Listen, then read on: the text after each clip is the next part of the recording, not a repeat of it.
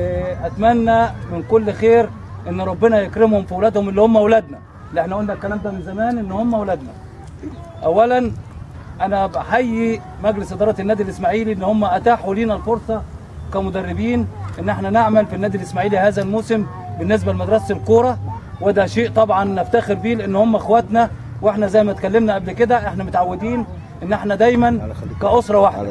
اذا كنا قلنا الحاج محمد ابو السعود اعضاء مجلس الاداره كلهم نخبه ولاد بلد محترمين، الظروف الماديه بتاعه البلد غير سامحه انها كانت تودينا لوضع احسن من كده، واحنا فضل ربنا بشهاده بعض الانديه الثانيه من خلال مواقعنا ومن خلال الشغل بتاعنا الحمد لله مبسوطين مننا جدا. بفضل ربنا احنا مش باصين للانبساط، احنا بنبص لحاجه مهمه ان احنا بنقول لك كاولياء امور احنا كمدربين النادي الاسماعيلي على قد ما بنقدر بنحاول نخدم ولادنا اللعيبه، والحمد لله باسلوب علمي، والحمد لله ثقتنا بنفسنا كويسه جدا في ان احنا الحمد لله طول عمرنا. انا بيهمني نمره واحد ان زمايلنا دول اشتغلوا بضمير، مفيش واحد فيهم قصر، كلهم اشتغلوا بروح كويسه واشتغلوا باسلوب علمي محترم، مفيش حد اكبر عليهم حاجه. ولادنا دولت هتعرفوا قيمتهم بعدين. اللي انا اتمناه منكم ان شاء الله بدون مقاطعه كمدرب في مدرسه الكوره في النادي الاسماعيلي او مدرب في النادي الاسماعيلي عموما، ولادنا ياخدوا راحتهم زي اي فرق تاني محترمه، مش ولادنا يقعدوا يلعبوا في الشارع ويلعبوا عند فرق تانيه. على الاقل شهر شهر ونص كده يبعد عن الكوره خالص عشان الولد حتى يلاقي صحته، لان بيخرج يتمرن بره عند ناس مختلفه ما بيتمرنش مظبوط. انا في بدايه كلامي قلت يا جماعه ان انا بحبكم كلكم، وانا بعتذر لكم اذا كان اي حاجه بدرت مننا ناحيتكم، لان انتوا كلكم اهلنا واحنا كلنا اهل. اذا كان اي حد فيكم زعلان مننا معلش انتوا حقكم علينا، انتوا تعبتوا معانا، انتوا كتر خيركم. وانا بصفتي مسؤول عن المدرسه قبل ما اشكر اعضاء مجلس الاداره بشكر المجموعه اللي اشتغلت معايا، اللي انا بقول الناس دي محترمه جدا، وفعلا النادي الاسماعيلي اختار مجموعه محترمه. قبل ما اقول على اي حد من الناس الكبار انا بشكر رمضان اللي ما شفناش منه اي حاجه. ابو عبد الصراحه عمل معانا شغل يسر. بشكر الاخ اسامه اللي الحاج محمد ابو السعود اتاحوا ان هو يساعد معانا، والكابتن سيد سيكا. بشكر الاخ سلامه اللي يعتبر اخونا من قبل النادي الاسماعيلي. مفيش مشكله امنيه ولا اي حاجه حصلت بالنسبه شنطه ضاعت، لعيب اتسرق، لعيب حصل له حاجه، الحمد لله ناس محترمه كلها. اما المدربين بالنسبه للكابتن محمد الصغير بحييه من كل قلبي، كابتن محمد شعبان بحييه من كل قلبي، كابتن المحترم اللي والده ليه فضل علينا كابتن سامح الوحش، كابتن محمد فاروق، كابتن حمدي عبد الوهاب،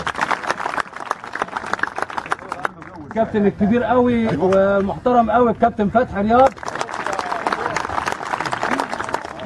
طبعا قبل ما اقول الكابتن ناصر الباكستاني، كابتن سيد سيكا عمل شغل معانا محترم قوي. كابتن ناصر الباكستاني كابتن سيد سيكا عمل شغل بهدوء، وعمره في حياته ما اساء لاي حد، عمره في حياته ما فكر ان اي حد يبقى ليه جميل على حد تاني.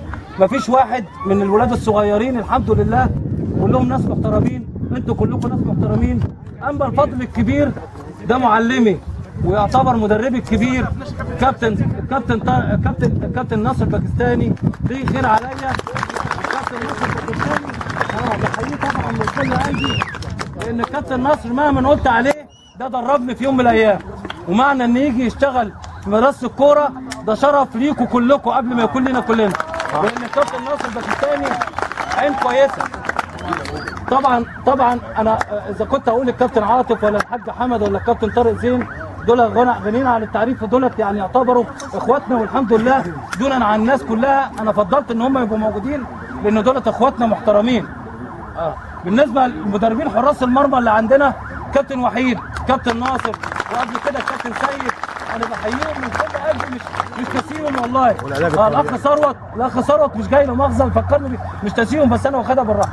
دولت برضو يشتغلوا معانا وتعبوا معانا شويه لان كان العدد كتير، فانا بحيي كل واحد اشتغل معانا. كابتن احمد همام، الاخ حبيبي اللي كان شغال معانا في بدايه الموسم ومشي برضو نشكره. وعايز اقول لكم حاجه يا جماعه، مش عشان ان احنا بننهي الموسم، عايزين ننهي الموسم وعمرنا ما هننسى فضل ناس علينا علمونا حاجات كتيره قوي استفدنا منها. طبعا الكابتن طارق زين والكابتن ناصر الكابتن عاطف كل المدربين استفادوا منها.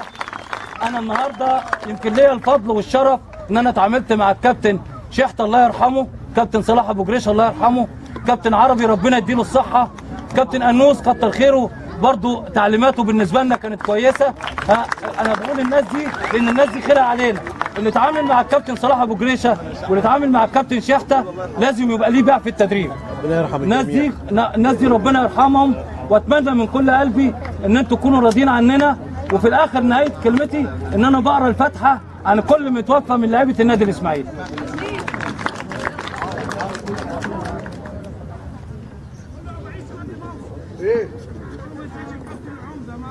انا بشكركم يا جماعه وبقول لكم كل سنه وانتم طيبين.